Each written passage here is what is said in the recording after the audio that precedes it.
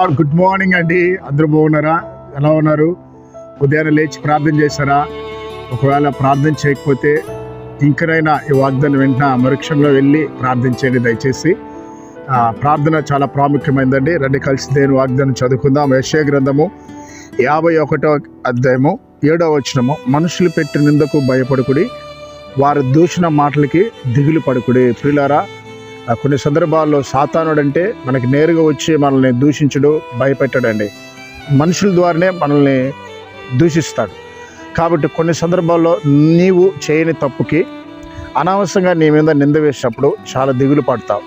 ఈరోజు నువ్వు చేయని తప్పుకి నీ మీద నింద వేశారు, దీన్ని బట్టి నువ్వు చాలా దిగులుతో ఉన్నావు. యవనస్తురాలా, నిజంగానే చనిపోదామా అనే ఆలోచనతో నువ్వు తారుమారుగా ఉన్నావు. సో దేవుడు అంటున్నాడు, ఆ నిందకి నువ్వు భయపడొద్దమ్మా అంటున్నాడు. ఎదుగో ప్రియ తండ్రి, నీవు ఏ తప్పు చేయకపోయినా నీ బంధువులే నీ మీద నింద వేశారు, నువ్వు తప్పు చేశావని. ఎదుగో దాన్ని బట్టి నీ యొక్క హృదయం కృంగిపోయింది, రాత్రులు నిద్ర రావట్లేదు, చాలా అశాంతికి గురైనావు. కానీ దేవుడు అంటున్నాడు, అలాగా మనుషులు పెట్టిన నిందకి నువ్వు భయపడొద్దు. ఒకవేళ ఈ వాగ్దానం వింటూ నీవు నీ యొక్క ఆస్తి విషయంలో కావాలని ఆక్రమించుకొని వేరే వాళ్ళు నిన్ను దూషిస్తున్నారా, లేదా నీవు నీ యొక్క పిల్లలు ఎదుగుదల చూసి ఇతరులు నిన్ను దూషిస్తున్నారా? కాబట్టి వాగ్దానం వింటున్నా బిడలారా, గమనించండి. ఒకవేళ వారు దూషణ మాటలకి నువ్వు భయపడొద్దు. వారు శపించినారని ఆ శాపం నీకు ఉంటుందని భయపడొద్దు. ఆ శాపాన్ని నా దేవుడు నీకు ఆశీర్వాదకరంగా మార్చుతాడు. ఆ నిందని నా దేవుడు నీకు ఆశీర్వాదకరంగా మారుస్తాడు. కాబట్టి ఉదయాన్నే ధైర్యం తెచ్చుకో, కృంగిపోవద్దు, లేచి నిలబడు. ఇదిగో దేవుని సన్నిధికి వెళ్ళి ప్రార్థన చేయి. ప్రార్థన చేసిన తర్వాత నువ్వు చేయాల్సిన పనులు చేస్తూ వెళ్ళు. దేవుడు నీ పక్షాన కార్యం చేస్తాడు.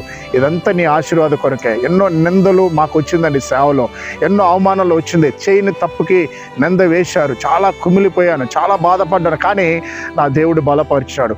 ఈరోజు నాకు చాలా ఆశీర్వాదాలు ఇచ్చాడు. కాబట్టి ఉదయాన్నే పరిశుద్ధాత్మ దేవుడు నిన్ను బలపరుస్తాడు. భయపడకనే ధైర్యంగా ఉండండి. ప్రార్థన చేద్దాం.